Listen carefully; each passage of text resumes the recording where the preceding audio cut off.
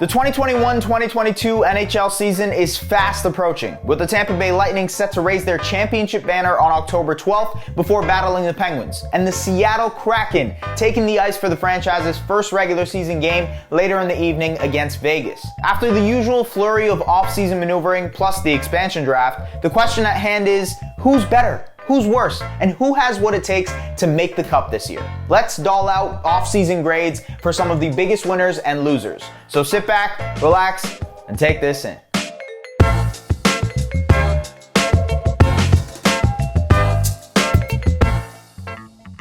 This episode is presented by Advil, fast pain relief you can trust. And before we can start, be sure to hit that subscribe button for us. We're on our way to 80,000 subscribers, and we want you to be a part of that. Now let's get started. Not many teams had a busier offseason than the Blackhawks. The club scored a massive win by virtually acquiring Marc-Andre Fleury and Tyler Johnson for free. The Blackhawks also bolstered their defense. They brought in Seth Jones to be the team's #1 blue liner, as well as Jake McCabe and Seth's brother Caleb to provide considerable depth. Trading away team legend Duncan Keith wasn't an easy decision, but it was necessary to improve the team.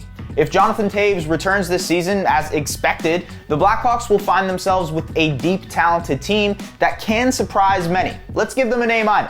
And that's a perfect segue into Take This In trivia presented by Advil. Fast pain relief you can trust. The Blackhawks are one of 3 teams that have won the Stanley Cup 3 times since 2000. Name the other 2. The answer is the Pittsburgh Penguins and Tampa Bay Lightning, who each won 3 Stanley Cup titles since the year 2000. Now back to the video. Is it the end of an era in Boston? Franchise pillars David Krejci and Tuukka Rask aren't with the team anymore, although it wouldn't be shocking if the latter signed in due time. Linus Ullmark, who posted stellar numbers on some awful Sabres teams, should do just fine in goal behind a perennially strong defensive club. However, Charlie Coyle, who tallied only 16 points over 51 games last year, has big shoes to fill to replace Krejci as the #2 center. Veterans such as Nick Foligno, Eric Haula, Thomas Nosek, and Derek Forbort should prove to be fine additions in supporting roles. Replacing 2 cornerstones is never easy, but general manager Don Sweeney did some decent work this offseason, most notably re-signing Taylor Hall and Mike Riley for well below market value. We'll go with a B-.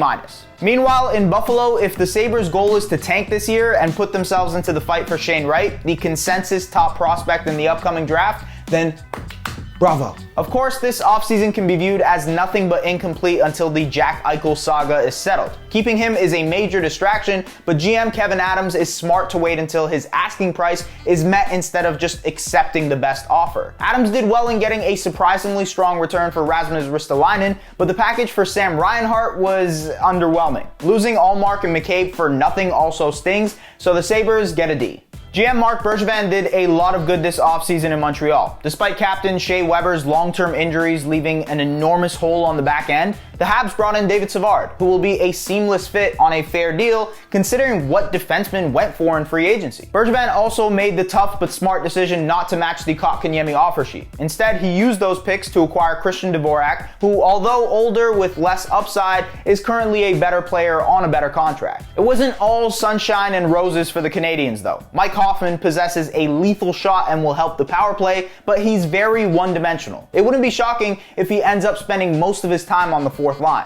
Of course, you can't discuss Montreal's offseason without mentioning the inexplicable decision to draft Logan Mailloux in the first round. That alone results in a full grade drop. Sorry, but it's a D+.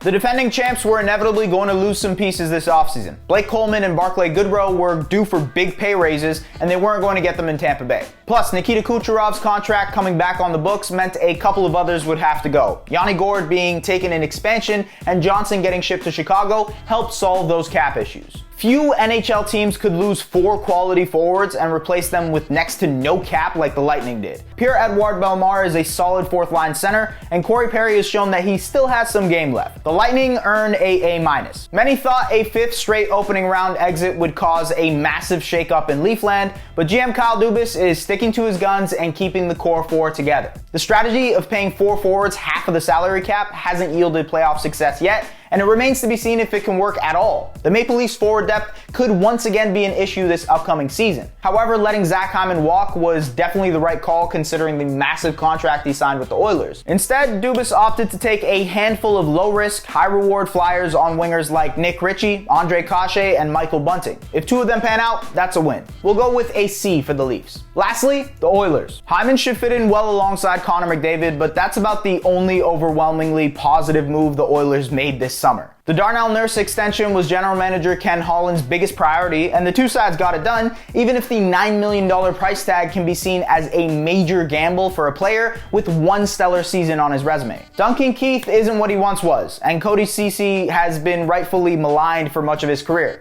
Losing steady blue liners Adam Larson and Ethan Bear and filling the gaps with the aforementioned rear guards is a clear downgrade. To make matters worse, Edmonton re-signed the 39-year-old Mike Smith when there were plenty of younger and arguably better goaltenders available.